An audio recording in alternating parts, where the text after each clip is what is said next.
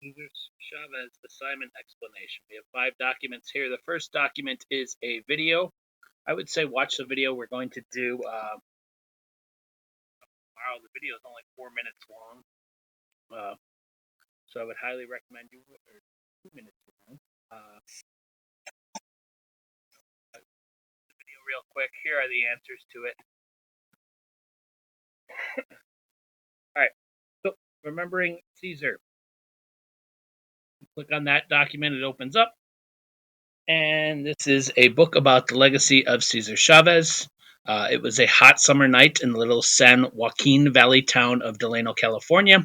Cesar Chavez sat behind a makeshift desk in the cluttered shack that served as headquarters for him and the others who were trying to create an effective farm workers union. Si puedo, he said repeatedly to me, a highly skeptical reporter from San Francisco. Si puede, it can be done, but I would not be swayed.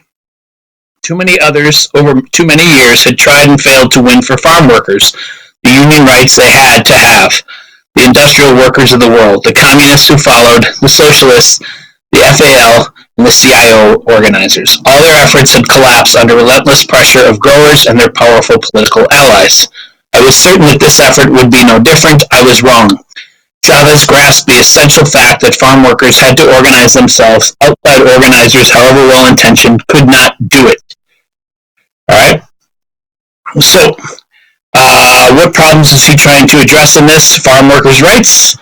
And his solution was he believed this couldn't be solved by outside organizations. It had to be somebody actually living and working amongst the people that he was representing.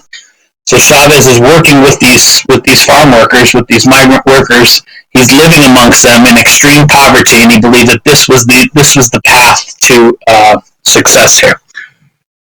All right, the legacy of Cesar Chavez. We click on that. It's another short reading, and it says, "My wife Liz and I had been interested in the union for years and had discussed the possibility of joining the movement full time. We laugh now at the reception we got when we arrived in California. The union's offices were located near the tiny towns of Keene in what used to be a tuberculosis hospital. We found a room at the end of the corridor. It was piled with broken furniture and empty beer cans, had ancient obscenities scribbled on the walls, but it did have windows and a sink that worked. The bathroom and shower were down the corridor, meaning people in this building are sharing a bathroom and shower. Living conditions like that resulted from Chavez's determination to keep the union a genuine organ of the poor.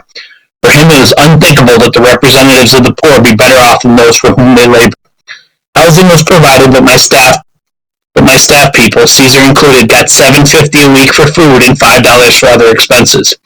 As a result, the union was staffed only by those with strong and sincere interest in social justice. The scheduled work week was 53 hours, but it was always necessary to work overtime. We were almost constantly exhausted. Besides the scheduled job, there was picket duty for staffers. Cesar was concerned that the administrative people not withdraw into an ivory tower. Every person was pressured to take his place on the picket line when the union was on strike. This entailed rising at 4 a.m., driving some 40 miles, and walking a picket line outside an orchard or a vineyard.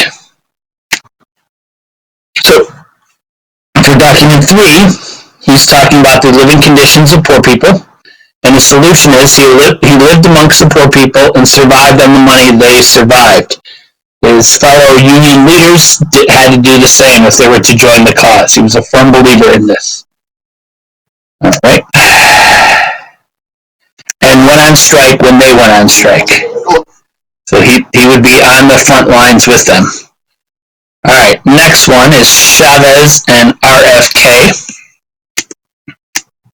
RFK was John F. Kennedy's younger brother, who was running for president in 1968, and met with Cesar when Chavez was on a 25-day hunger strike.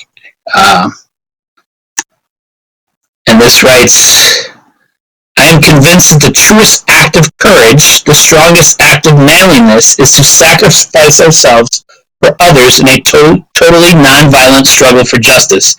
To be a man is to suffer for others. God help us to be men." That's Cesar Chavez quote there, and there's a picture of, this is Chavez here, during his 25-day hunger strike, meaning he's not eating food during this time to protest the working conditions. And here is RFK coming to meet him. All right. So the issue that they're addressing is owners of grape farms were not paying their workers enough. So Chavez went on a hunger strike and sacrifice yourself for the well-being of others. And then the final one is a quick quote about servant leadership.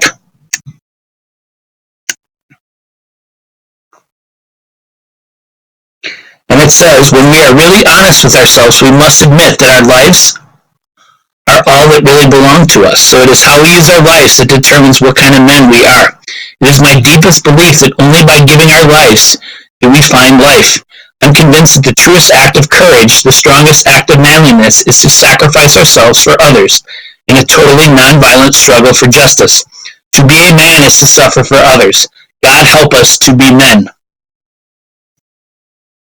And what he's addressing there is helping others who are oppressed, servant leadership, which means serve others before you serve yourselves. Okay, I hope this helped. Turn in when you're done. We'll talk to you tomorrow. More Chavez tomorrow.